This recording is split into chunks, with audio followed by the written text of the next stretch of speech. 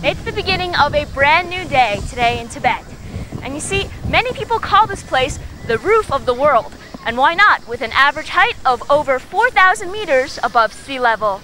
And they always say you get the best view from above.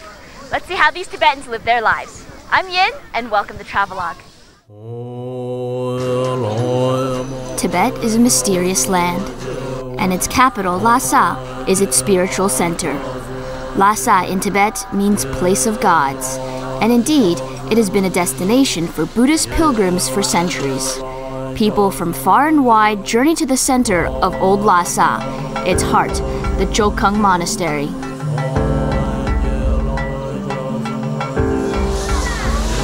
The monastery was constructed by the Tubo king Songtsen Gampo in the 7th century, and has been the oldest temple in Tibet. When Songtsen Gampo married a Nepalese princess and later a Chinese princess, Princess Wencheng, they both brought sculptures of Sakyamuni, the founder of Buddhism. The king then ordered the Jokhang Monastery to be built to house these holy sculptures.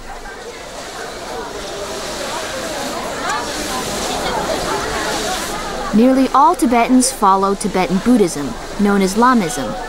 Buddhism was introduced into Tibet in the 7th century from India.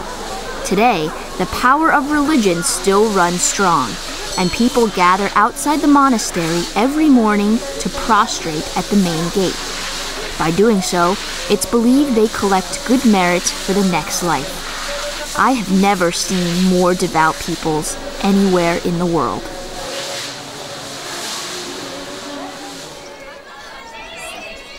The Jokhang Monastery can claim to be the center around which the city of Lhasa developed. With the growing number of people circling the monastery, prostrating themselves, the most representative Barkhor Street was formed. Today, Tibetan people still follow this custom, moving clockwise around the monastery every dawn and dusk. It appears the street still whispers the stories of old Tibet.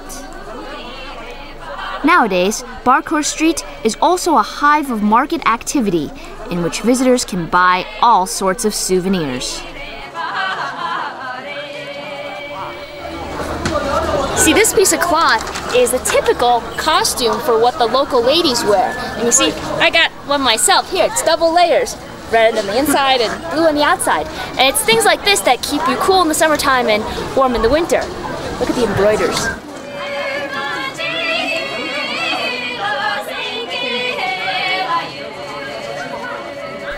Most items on the street relate to the religion, since religion plays a role in most aspects of Tibetan culture.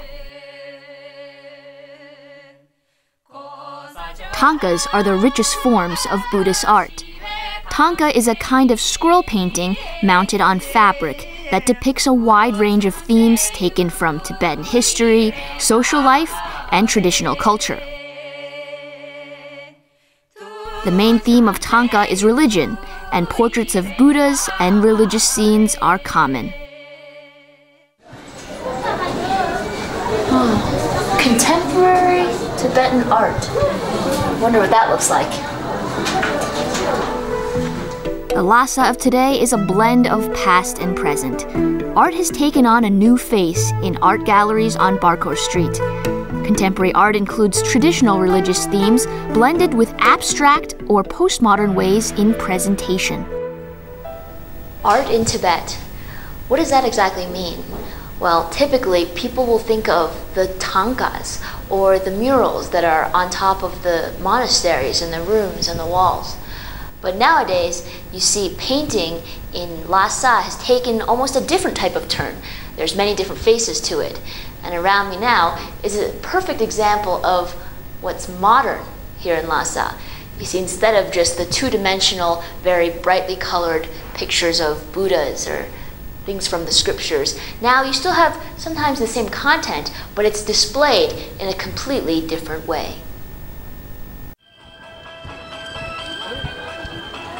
For a taste of local culture, you gotta try local foods.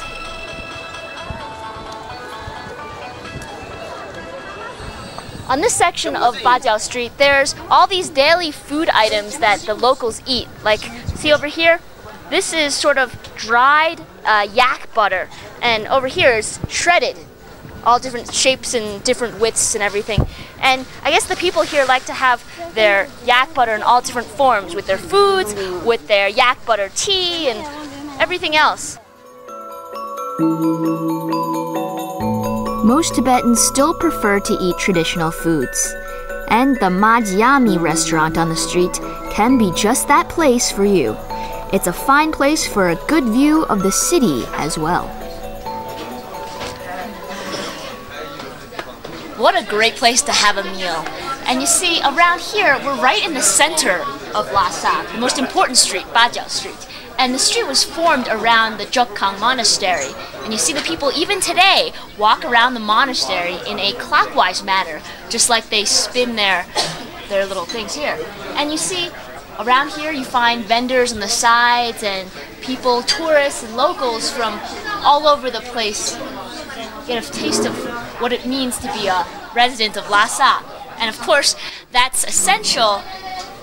What's essential is you need to try some of the local food.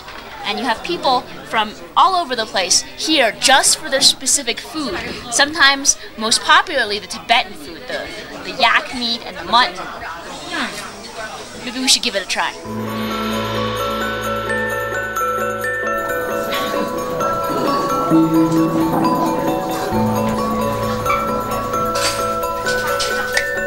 Nice. Finally time for my meal. And you see, we have all these Tibetan dishes, like the yak steak, which I was looking forward to, some vegetables here with some local yogurt, and mushrooms, and of course, the local barley, which wrap around the vegetables here.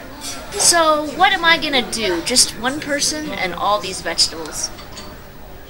I'm gonna get started.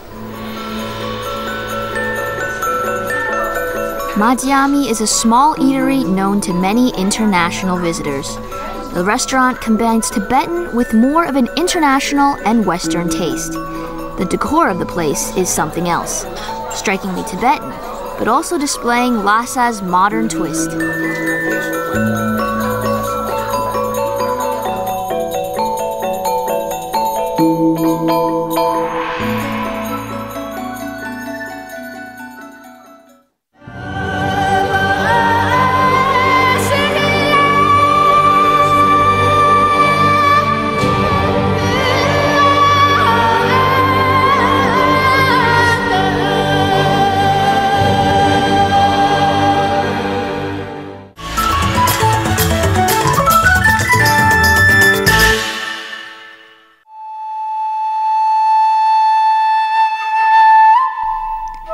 You haven't been to Tibet if you haven't seen the Potala Palace.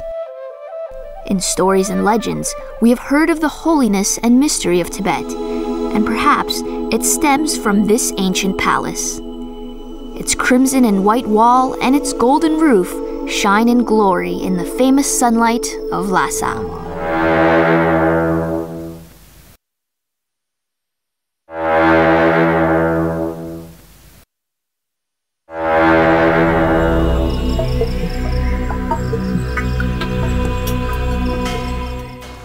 The signature structure of Tibet is, of course, Potala Palace. And you see, millions of people come here every year to witness its grandeur. It stands over 110 meters in height and has over 1,000 rooms. Formerly used as government offices, now it's mostly admired as a religious and historical center. In 641, Songtsen Gampo, ruler of the Tubo Kingdom, had the Potala Palace built for Princess Wencheng of the Tang Dynasty, who he was soon to marry. The complex is made up of two sections, the Red Palace and the White Palace, which together consists of 1,000 rooms. It's a model of Tibetan architecture and a major national cultural monument. This world's highest palace stands more than 3,700 meters above sea level and has 13 stories with 999 rooms.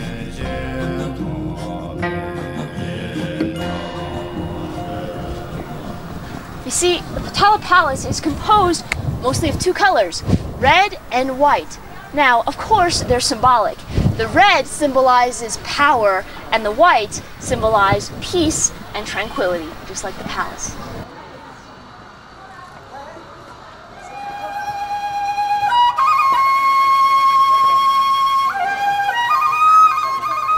Much remains veiled to the visitor, like the stupa of the 5th Dalai Lama, who rebuilt the palace after it was damaged by lightning and warfare. At 14 meters high, the stupa has over 3,700 kilograms of gold. The designs and decorations are all inlaid with diamonds and pearls, as well as other precious items. The White Palace, comprising halls, temples, and courtyards, serves as the living quarters of the Dalai Lama. The Red Palace includes various chambers for worshipping Buddha and chambers housing the 8 stupa that contain the remains of 5th through 13th Dalai Lama. The Potala Palace is a historical monument, but still preserves a special place in people's hearts today. Devout Tibetans pilgrimage here by vehicle, by motorbike, by foot, and even on hands and knees.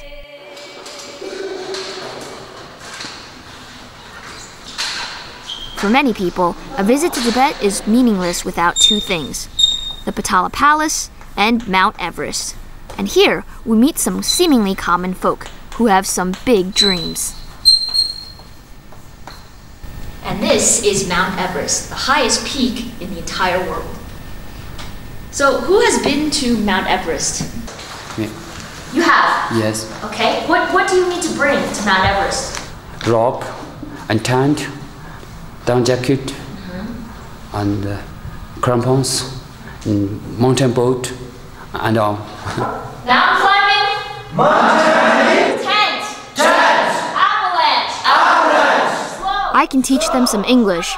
Maybe I can learn to climb as well. Mount Everest of the Himalayas is the highest mountain peak in the world at 8,848 meters. I can't really get my leg up so high. This looked much easier when they were doing it.